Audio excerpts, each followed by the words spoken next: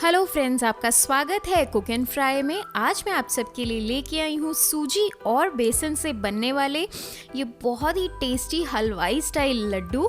ये बहुत ही सॉफ्ट बनते हैं और बहुत ही आसान है इन्हें बनाना। तो चलिए बनाना शुरू करते हैं। सबसे पहले हमने यहाँ पे ली है 1.5 कप सूजी। यहाँ मैं बारीक वाली सूजी यूज़ कर रही हूँ और इसी के साथ हम इसमें ऐड करेंगे 1.5 कप बेसन। तो अगर आपके पास बारीक सूजी नहीं है तो आप उसको ग्राइंड करके बारीक कर सकते हैं। और अब इसके बाद हम इसमें डालेंगे 4 से 5 बड़े चम्मच देसी घी। बेसिकली हमें इसको मिक्स करना है इन सारे ड्राई इंग्रेडिएंट्स के साथ और इसके अंदर आप और भी देसी घी डालते जाएं जब तक कि ये थोड़ा सा बाइंड नहीं होना शुरू होता। बहुत ही हल्का सा बाइंड होना शुरू होना चाहिए। देखिए इस तरह से, बहुत ज़्यादा घी भी नहीं डालना है हमें, बस इस तरह से ये जुड़ना शुरू हो जाना चाहिए। और अब इसके बाद इसके अंदर हमें थोड़ा थोड़ा करके पानी डालना है और एकदम हार्ड डो बना के तैयार कर लेना है। तो इसी तरह से थोड़ा थोड़ा करके पानी ऐड करते जाएं और इस तरह का एकदम टाइट डो बना के रेडी कर लें।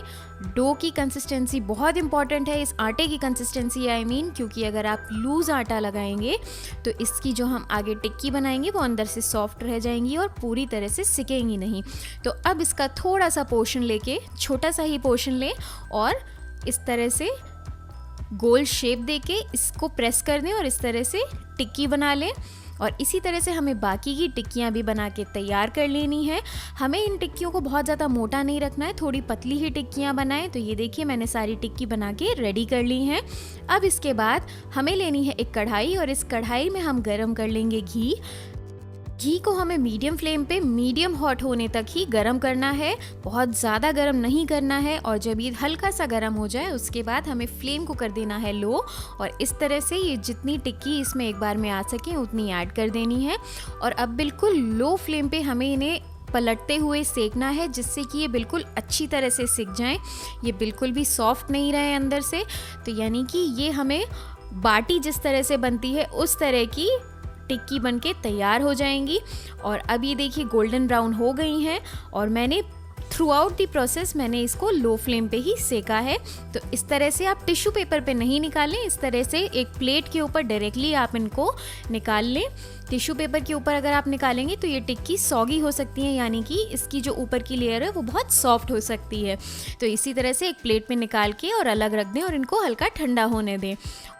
और अब हम ड्राई फ्रूट्स को फ्राई कर लेते हैं। इसके लिए मैंने बाकी का घी निकाल के इसके अंदर बस 2 छोटे चम्मच घी छोड़ा है कढ़ाई में और इसके अंदर मैं ऐड कर दे रही हूँ बारीक कटे हुए ड्राई फ्रूट्स। तो मैंने इसमें ऐड किए हैं बादाम, पिस्ता और थोड़ी सी चिरौंजी और इनको मैं 2 से 3 मिनट के लिए बिल्कुल लो फ्लेम पे थोड़ा सा फ्राई कर लूँगी।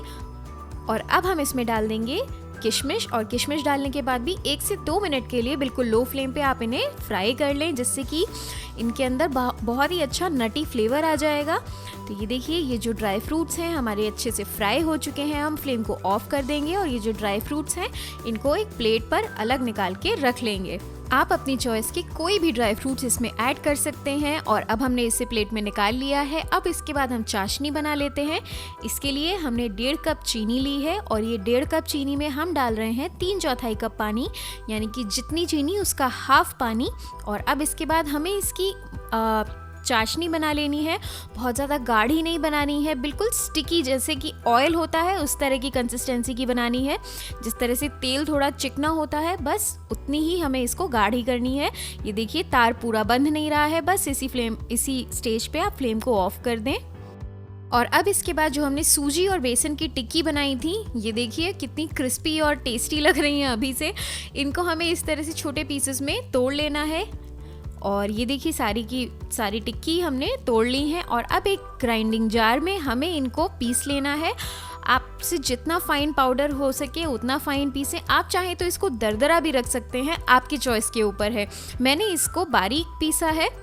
तो ये देखिए बिल्कुल बारीक पीस के मैंने इसको तैयार कर लिया है, लेकिन हल्का सा दानेदार ये अभी भी है क्योंकि हमने इसके अंदर सूजी और बेसन यूज़ किया है, इसलिए थोड़ा सा दानेदार है।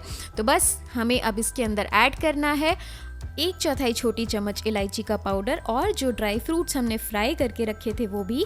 इन सभी चीज़ों को अच्छे से मिक्स कर लेंगे और अब हम इसमें ऐड करेंगे जो चाशनी हमने बना के रखी है वो। और ये जो चाशनी है ये हमें हल्की गुनगुनी ही इसमें ऐड करनी है और थोड़ी थोड़ी करके आप इसमें चाशनी ऐड करें। इकट्ठी चाशनी इसमें एक साथ ऐड नहीं करनी है हमें।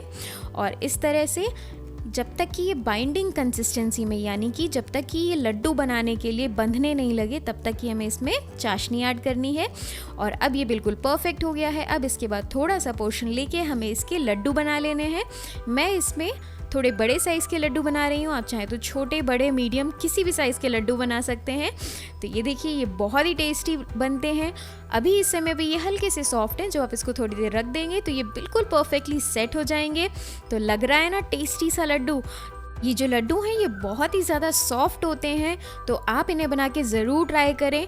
और इसी तरह से मैं बाकी के सारे लड्डू भी बना के रेडी कर लूँगी। तो लग रहे हैं ना टेस्टी और खाने में ये बहुत ही ज़्यादा बढ़िया है। देखिए मैं आपको तोड़ के दिखाती हूँ ये कितने सॉफ्ट हैं, ये देखिए। तो आप भी ये रेसिपी घर पे बना के ट्राई करें और अपने कमेंट्स हमारे साथ ज़रूर शेयर करें। मिलते हैं हमारी अगली रेसिपी वीडियो में, तब तक के लिए बाय बाय, हैप्पी कुकिंग।